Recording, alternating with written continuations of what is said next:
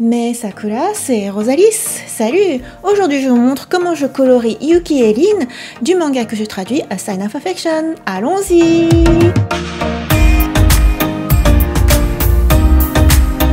Et c'est parti! Pour ça, j'ai récupéré le line art qui a été mis à disposition par les auteurs Sumo Lishita sur Twitter. D'ailleurs, elles ont suggéré qu'on colorie leurs dessins, donc si vous voulez le faire, vous aussi, vous pouvez le faire.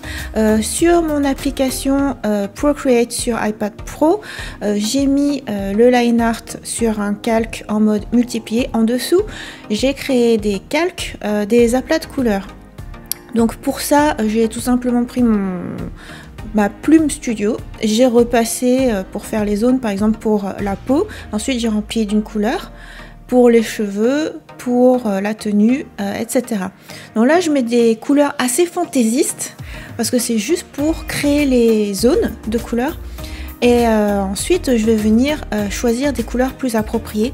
En fait toute cette étape là préliminaire, je l'ai préparé juste avant de faire la colorisation numérique en direct à l'occasion du FestiLive des éditions Akata qui a eu lieu ce week-end. Donc là c'est parti, là c'est vraiment ce que j'ai fait en direct et en particulier la colorisation des yeux. Et c'est très particulier, hein. Sumo Lishita, surtout Nachian, je trouve qu'elles font beaucoup d'expérimentation.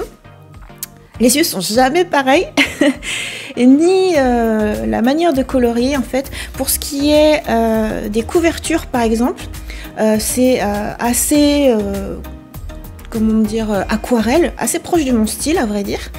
Alors que récemment, Nachian se met à expérimenter plein de choses, notamment dans ce numéro de dessert. Moi je me suis inspirée de l'illustration couleur qu'elle a fait à cette occasion-là, en particulier pour les cheveux. En fait, sur la couverture, l'illustration de couverture, c'est quasiment, il n'y a pas d'ombrage. Et en fait, là, il y a un effet un peu curieux, en fait, sur la manière de rendre lumineux les cheveux. Vous allez voir tout de suite. Voilà, là, je suis typiquement en train de faire à peu près ce qu'elles ont fait. C'est un petit peu étrange. Je me suis dit c'est rigolo comme ça permettra de reconnaître un peu son style. Pour le reste, là, ma manière de mettre mèche à mèche une couleur plus claire, ça c'est mon style à moi. Mais du coup, tout ce qui est propre à mon style, en fait, je l'ai fait plus doux, avec une opacité quasiment rien du tout, à 5% quoi. Et pour ce qui est du reste, j'applique le style que j'utilise de plus en plus depuis que j'utilise Procreate, à savoir faire un effet plus animé avec des ombrages francs qui font plus ce style cellulo. Donc pour les ombrages francs, justement, je continue d'utiliser le pinceau Plume Studio, tout simplement, voilà, avec une opacité 100%. Et pour tout le reste, pour tout ce qui est dans mon style, ça va être un mix entre aérographe à très très faible opacité, et ensuite en plus le calque je le mets à quasiment rien, et effet luminance.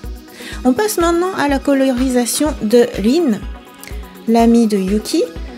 Au passage, vous aurez remarqué que j'ai bien fait attention aux détails à l'intérieur des oreilles de Yuki, puisque c'est donc une héroïne de shoujo manga qui porte un appareil auditif. Ah, au fait, le but pendant le FestiLive, c'était que pendant que je dessinais, que je coloriais, c'était de deviner de quel manga il s'agit. Et en fait, je me suis dit, c'est trop évident que moi, en tant que traductrice de Yubisaki Torenren, A Sign of Affection, j'allais faire deviner A Sign of Affection.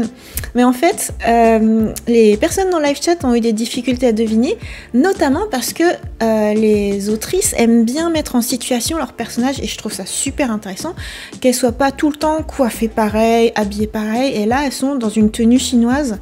Moi, pour la tenue de Yuki par exemple, je voulais faire un fort contraste entre ses cheveux roses et sa tenue. Donc j'avais hésité à mettre une couleur qui serait un peu dans les tons gris, un peu comme les cheveux de Hitsuomi, le héros. Après je suis partie sur un bleu carrément pétant. Et là dans le live chat, il y a eu « Ah tiens, on dirait Chun-Li !» Pas du tout, il s'agit de Yuki. Donc j'ai écrit la signature, enfin j'ai crédité Morishita Su, c'est ce qu'elle demande en fait d'écrire sur le dessin. Et il y a ma signature Rosalis aussi. Je continue la couleur du côté de chez Lin. Puis en fait je me suis dit au début j'allais mettre des motifs de fleurs en fait sur la tenue chinoise. Et après je me suis dit bon, si on part un petit peu sur un esprit un peu Chun-Li ou Ranma 1/2 par exemple, je vais laisser juste comme ça avec les nœuds papillons qui viennent contraster avec le tissu un peu soyeux. Et puis voilà. Ensuite, dernier détail avec les boucles d'oreilles. Du coup, j'ai fait un rappel de couleurs avec les couleurs de Yuki, sa tenue et tout ça. Et voilà, c'est déjà terminé. J'espère que cette vidéo vous a plu. Vous retrouverez cette illustration sur mon site web rosalis.net comme d'habitude. Bye bye. Ah mais j'ai oublié de dire, il y a le tome 1 de A Sign of Affection qui est sorti et cette semaine, le 8 juillet 2021, sort le tome 2. À ne pas manquer.